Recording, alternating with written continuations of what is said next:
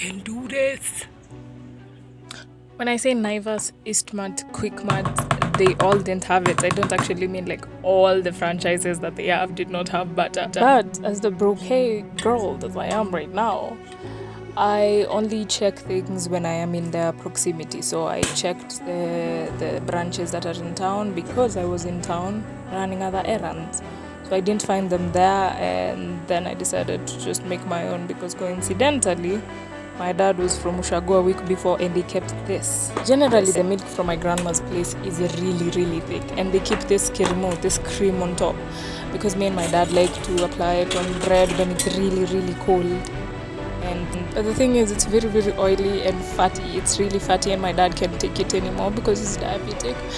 And honestly, I can't quite retain it like this anymore. So I saw these videos online about making butter, and then my hyperfocus took in and I was like, yes, let's do this. You see the brown spots like at the edge? That is kongua, but I couldn't actually stir this milk because I was quite scared of making the entire milk spoil. And in an African household, you make the entire pot of, if it is your fault that milk has spoiled, it's just a whole other thing. It's just, no. Let me take some doofia. There was so much cream in this tea and I was like, so much potential wasted. I could have collected this. In a household of 4 kids and everyone is home for the holidays, nothing ever stays in the house safely. You're so scared some food stuff of yours in the fridge will go. Someone will just eat it. But this, I am safe because nobody takes this except me. So I just kept leaving it in the fridge and texting my sister, collect some cream from the milk today, collect some cream, just so that it can continue accumulating.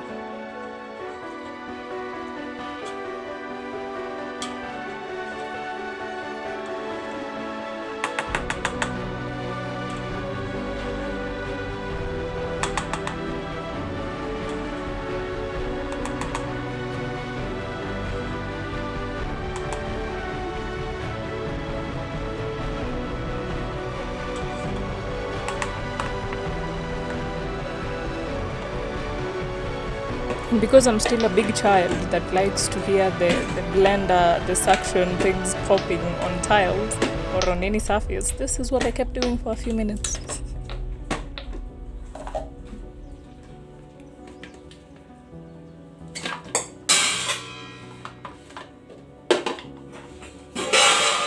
If there is one thing that can really mess you with these blenders is not checking whether that small rubber thing is there.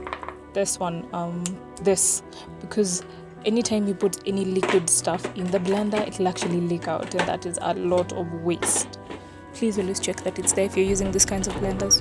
The color of the blender is because the jug is because of turmeric shots that we did a couple of weeks ago, and it actually never wore off. Like it stained so bad.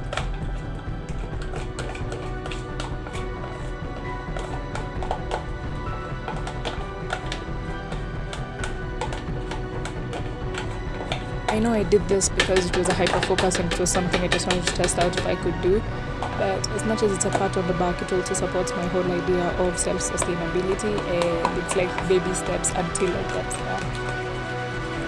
Should add water, like into the cream, you should add water, and since there was a lot of cream in the bowl that this was previously in, I added that water there first so that it can scrape the sides and so that I can just reincorporate it back because zero waste.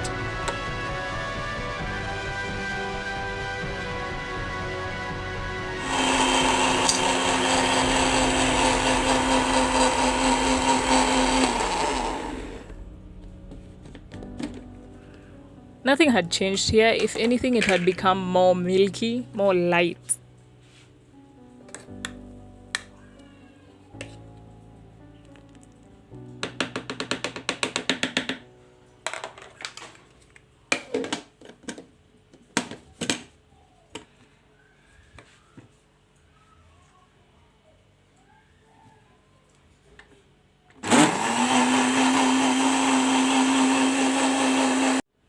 Oh, it's turned into something. I think this is where it's at. Whipped cream got thicker. Oh, it's thick. Okay. continue.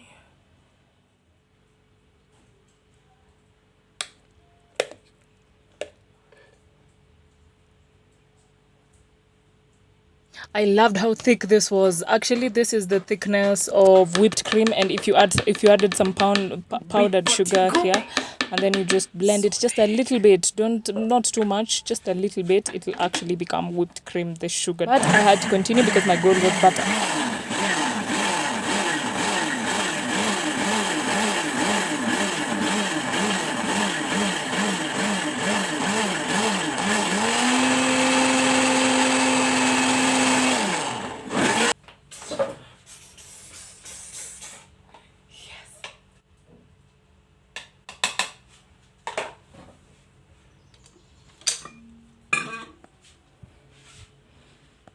No, look. Look. It is the separation. Let me focus. Focus. See? It's almost just a little bit. A little bit. Because if I go past it, then that's a whole other thing. If I go before it, that's whipped cream or something there in the middle. So, yeah. My butter is almost ready.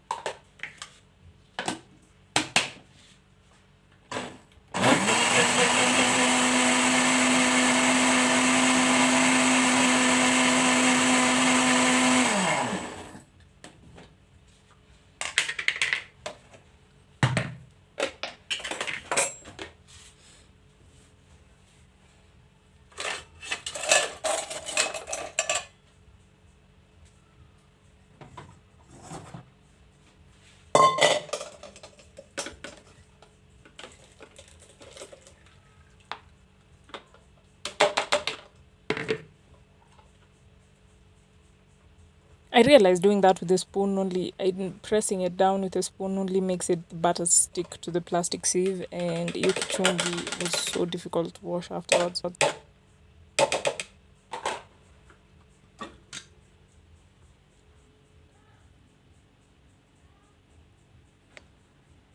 This was the mushiest, most touchy part of the whole process. You really have to press the buttermilk out of the butter.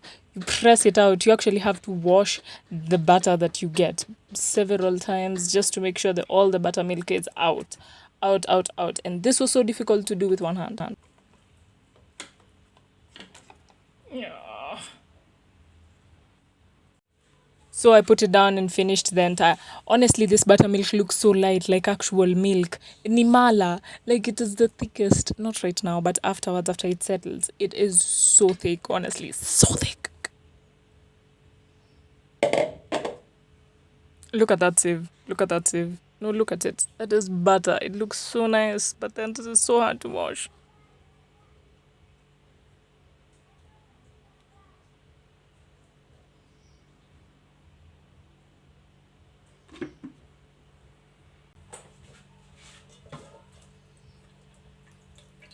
This should be ice cold water. You know, butter melts with like room temp or like warmer water, and then it gets warm from your hand. Your hand is already warm. So all this is supposed to be like really ice cold water, which I did not have because my mom's fridge is actually filled with food and not ice cubes like mine because, well, it's empty. Guys, I made butter. I, this is me. This is me. I made butter. I can make butter, and my ancestors must be so proud. I made butter. The best and most validating part of all this is that Akoko from the river and from the book The River and the Sauce is probably proud of me because, you know, she just is.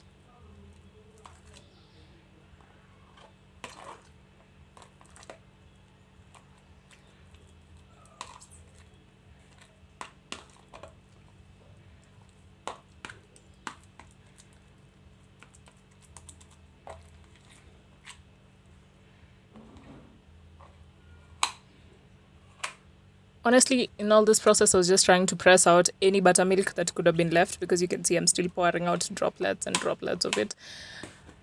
And then I put some salt. I wasn't sure, so I just eyeballed it, but with a little. You'd rather have less salted sugar than more salted sugar.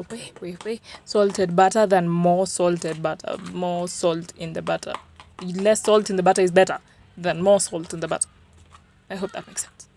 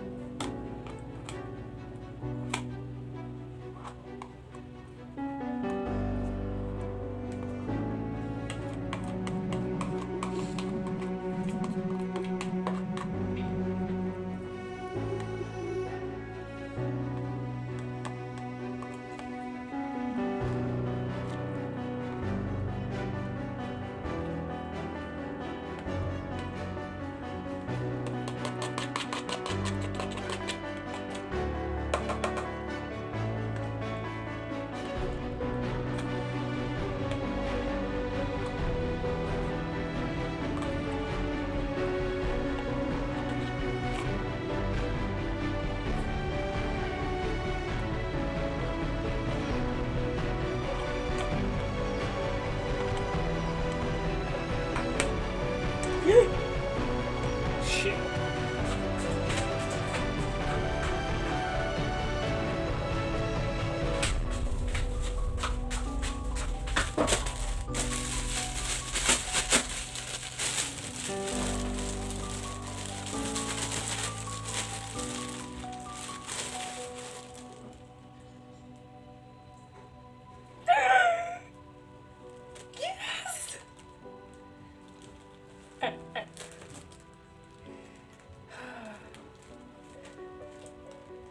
And as I am editing this, I am almost tearing up because I tear up a lot these days.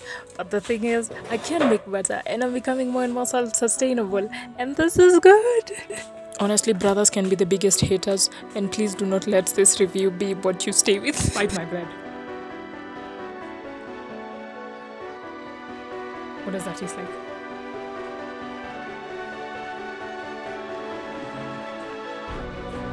Then my dad showed up behind him and I ran away because... And now for cleaning up.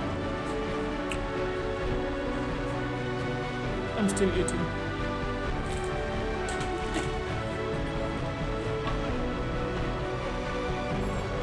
No, but like look at how thick this is. Look. Just when you move it and then it leaves that layer on the walls of it. That is some thick buttermilk.